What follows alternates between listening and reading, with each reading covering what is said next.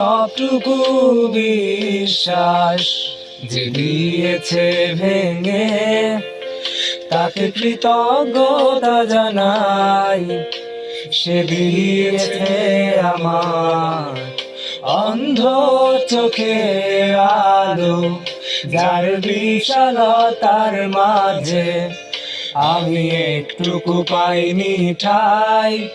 তাকে কৃতজ্ঞতা জানাই, সে যে দিয়েছে আমায় মহাশূন্যে আশ্রয়।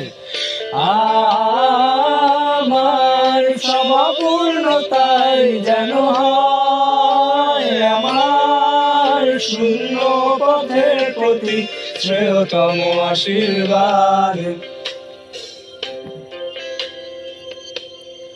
যখন সর্বদারে একা দাঁড়াবো তার